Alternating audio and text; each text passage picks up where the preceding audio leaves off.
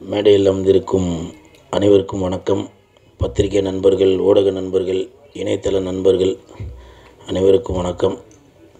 PRO Suresh Chandra sir, Nasser sir அனைவருக்கும் வணக்கம். மேடையில் பேசி கைத்தட்டல் வாங்குகிற அளவுக்கு நான் பெரிய பேச்சாளர் இல்லை. தயவு செஞ்சு நீங்களே ஒரு தடவை கை தட்டிருங்க. இந்த கைத்தட்டல்கள் அனைத்தும் வடக்குப்பட்டி ராமசாமிக்கு தான் போய் சேரும். இன்றைக்கி இந்த படம் ஒரு பெரிய ஹிட்டாக இருக்குது அப்படின்னாக்கா அதுக்கு பத்திரிகை நண்பர்கள், ஊடக நண்பர்கள் தான் காரணம். ஏன்னா இன்றைக்கி ஒரு சிலர் என்ன பண்ணுறாங்கனாக்கா, படம் ரிலீஸ் ஆனால் கூட உங்களோட ரிவ்யூ பார்க்குறாங்க, பார்த்துட்டு அவங்க நல்லா இருக்குதுன்னு சொன்னால் தான் போய் பார்க்குறாங்களே. சில பேர் அது மாதிரி இருக்காங்க. அப்படி நீங்கள் படத்தை நாளே பார்த்துட்டு காலையிலேயே இந்த படத்தை பற்றி நீங்கள் எழுதவும், அதை பார்த்துட்டு மக்கள் போய் பார்த்துட்டு அதை மறுபடியும் வெளியில் வந்து இந்த மாதிரி படம் நல்லாயிருக்கு, வடக்குப்பட்டி ராமசாமி, வடக்குப்பட்டி ராமசாமி, வடக்குப்பட்டி ராமசாமின்னு ஊரெல்லாம் ஒரே பேச்சு, அதுதான் என் மூச்சு அப்படின்னு சொல்கிற அளவுக்கு எல்லா இடத்துலையும் நீங்கள் சூப்பராக எழுதியிருந்தீங்க. அந்த எழுதின அனைத்து நண்பர்களுக்கும் என் மனமார்ந்த நன்றி. இந்த படத்தில் கார்த்திக் யோகி சார் எனக்கு நல்ல ஒரு வாய்ப்பு கொடுத்துருக்காரு. பொதுவாகவே நான் நடித்த படங்கள் நடித்ததுக்கப்புறம் சினிமாக்காரங்க மோஸ்ட்லி ஃபோன் பண்ண மாட்டாங்க. நானே ஃபோன் பண்ணி படம் பார்த்துங்க அப்படின்னு சொல்லுவாங்க. ஆனால் இந்த படம் பார்த்துட்டு சினிமாக்காரங்க, producers, directors, assistant directors, managers அவங்கெல்லாம் ஃபோன் பண்ணி இந்த மாதிரி படம் பார்த்துங்க, படத்தில் நல்லா நடிச்சிருக்கீங்க, இவ்வளோ நாளை விட உங்களுக்குள்ளே ஒரு நடிப்பு திறமை இருக்கா அப்படின்றத நான் இப்போ தான் பார்த்துட்டு இருந்தேன், அதனால் சூப்பராக நடிச்சிருக்கீங்க அப்படின்னு சொன்னது மட்டும் இல்லாமல் ஒரு 4-5 படம் வடக்குப்பட்டி ராமசாமியை வச்சே எனக்கு வந்து கமிட் ஆகிருக்கு. அதற்கு இயக்குனர் கார்த்திக் யோகி சாருக்கு மிக்க நன்றி. ஏன்னா எந்த ஒரு நடிகருமே இயக்குனர் இல்லாமல், அது ரஜினி சாராக இருந்தாலும் சரி, கமல் சாராக இருந்தாலும் சரி, அஜித் சார், விஜய் சாராக இருந்தாலும் சரி, ஒரு இயக்குனர் தான் ஒரு நடிகனை வந்து உருவாக்க முடியும். ஸோ அப்படி வந்து என்னை வெளியே கொண்டு வந்திருக்க இயக்குனருக்கு என் மனமார்ந்த நன்றி. அப்புறம் சந்தானம் சார், நான் ஏற்கனவே பல இடத்துல நிறையா பேசிட்டேன், அவரை பற்றி பேசுகிறதுக்கு ஒன்றும் இல்லை. இப்போ கூட அந்த கண்ணாடி போட்டிருக்கேன், அது ஸ்டைலாக இருக்கா என்னன்னு தெரியல, ஆனால் இந்த கண்ணாடிக்கு சொந்தக்காரர் சந்தானம் சார் தான். இல்லை, ஒருத்தர் சொல்கிறார் இல்லைன்னா, இப்போ நான் சொல்கிறேன் பாருங்கள், அது கரெக்டு தான் இருக்கும். இந்த கண்ணாடி நம்ம சந்தானம் சாரோட மேனேஜர் பரத்தோடது. அவர் வந்து என்ன கண்ணாடி போடுங்கண்ணா, ஸ்டைலாக இருப்பீங்க அப்படின்னு சொல்லி சொன்னாங்க. ஸோ அப்படி பாருங்கள், என்னை வந்து அழகுபடுத்தி பார்க்குறது சந்தானம் சார் மட்டும் இல்லை, அவர் கூட இருக்கவங்க கூட நான் வளரணும் அப்படின்னு சொல்லி நினைக்கிறாங்க. பரத், மிக்க நன்றி. சந்தானம் சார் சார்பாக நன்றி. ஏன்னா சும்மா ஏதோ மேடைக்காக வந்து நம்ம பொய் புழுவி பந்தாவா அப்படின்னு சொல்லி பேசிட்டு போகக்கூடாது. உண்மை என்னவோ அதை பேசிட்டு போக வேண்டியதான். ஏன்னா ஆடியோ ரிலீஸ் ஃபங்க்ஷனில் கூட சில பேர் என்கிட்ட சொன்னாங்க, என்னங்க சந்தானம் சார் உங்களை இந்த கலாச்சார், இது தாங்க உண்மையான நட்பு. சும்மா மேடைக்காக சார் வந்து அவர் நல்லவர் வல்லவர் அப்படின்லாம் சொல்லாமல் உண்மை என்னவோ அதை வந்து ஓப்பனாக சொல்லிட்டு போகிறாரு.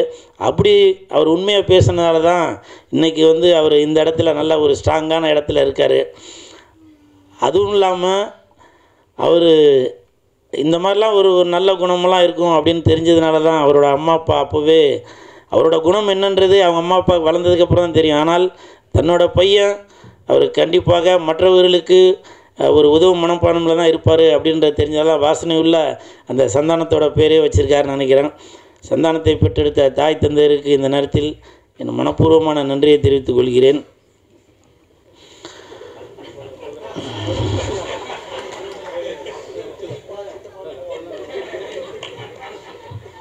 சரி வேணாம், நான் ஏன்னா இப்போ நிறையா பேர் சொல்கிறாங்க நான் வந்து தேட்டரில் போய்ட்டு கத்துறேன் அப்படி இப்படின்னு.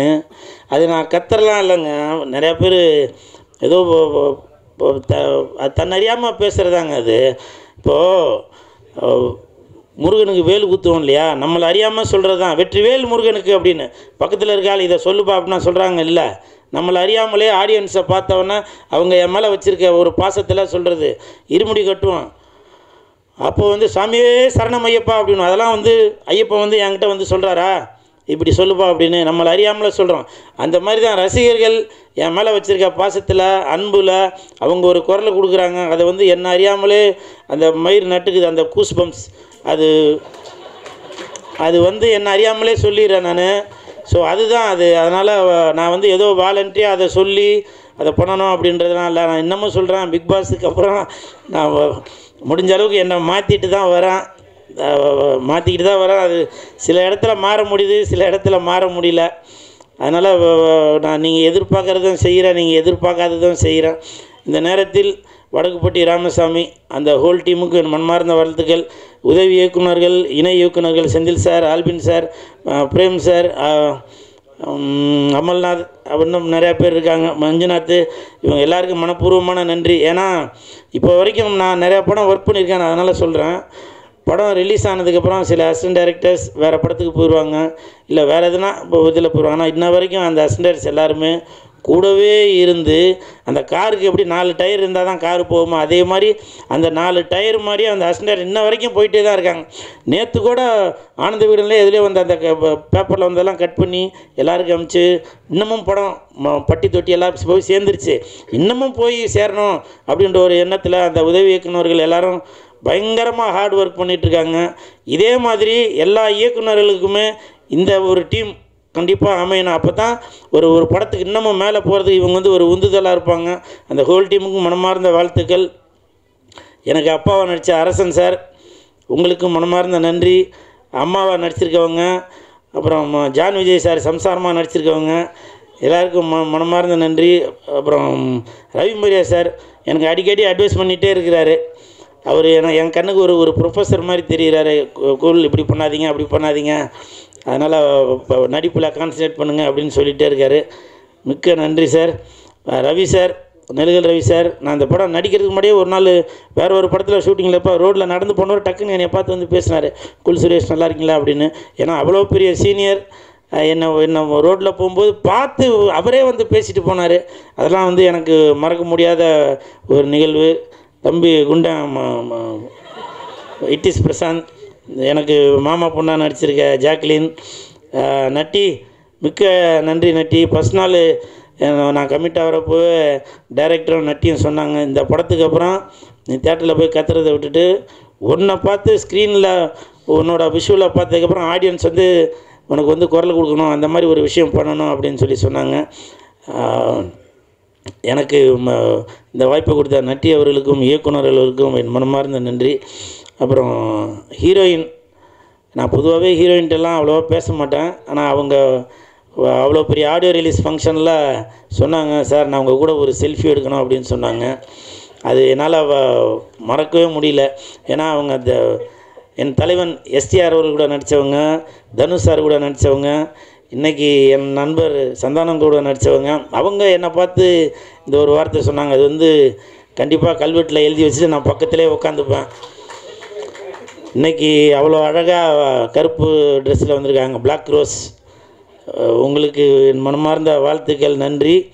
நான் ஒரு படம் அந்த படத்தோட பேர் சொல்ல வேணாம், அந்த படத்தோட இயக்குனர் எனக்கு ஃபோன் பண்ணி இந்த மாதிரி உங்களை வந்து அந்த படத்தில் கமிட் பண்ணணும் அப்படின்னு சொல்லி சத்தியமாக தாயின் மீதானே சொன்னாங்க.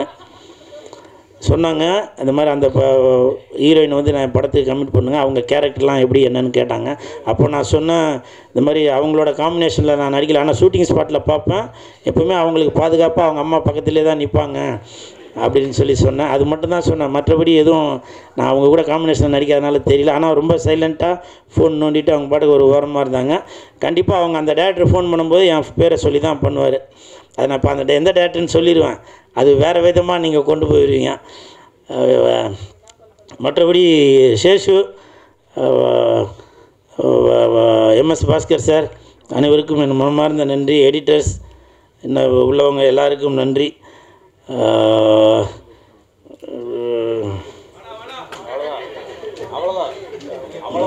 அவ்வளோதானே.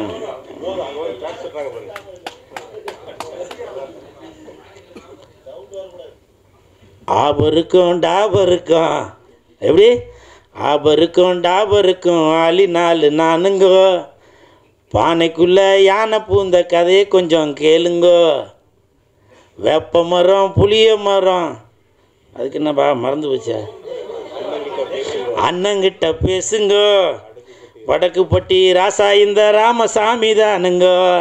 நன்றி நன்றி நன்றி.